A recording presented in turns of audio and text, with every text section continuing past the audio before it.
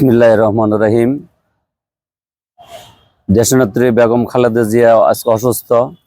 ওনার জন্য শেরপুর সদর উপজেলা বিএনপি এবং অঙ্গদল সমূহের আজকের এই পৌর ঈদগাহ মাঠে দোয়া মাহফিল।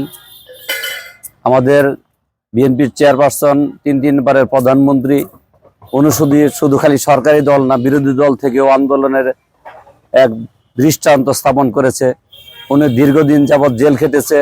উনি এদেশের মাটি ছেড়ে বিদেশ গিয়ে ভালো দিন যাপন করতে পারতো, কিন্তু দেশের কথা চিন্তা করে, জনগণের কথা চিন্তা করে তার শোক বিসর্জন দেশেই মাটি কামড়িয়ে জেল জুলুম মেনে নিয়ে উনি এদেশে অবস্থান করছে দেশের জনগণের জন্য। উনি আজকে অসুস্থ, এবারকের হাসপাতালে চিকিৎসাধীন আছে। ওনার জন্য আমরা মহান রব্বুল আলমিনের দরবারে মন খুলে সবাই দোয়া করতেছি, সারা দেশবাসী দোয়া করতেছে। এমন কোন আলেম ওলামা নাই, এমন কোন পীরওলি নাই যে ওনার জন্য দোয়া করে দুটো চোখের জল না ফেলছে।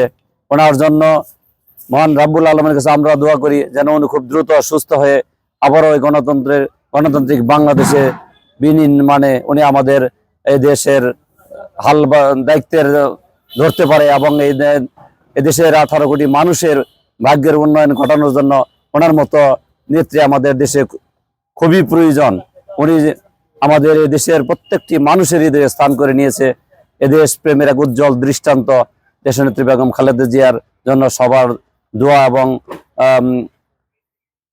সুস্বাস্থ্য কামনা করে আমি আমার কথা শেষ করছি। সবাইকে ধন্যবাদ। আসসালামু আলাইকুম।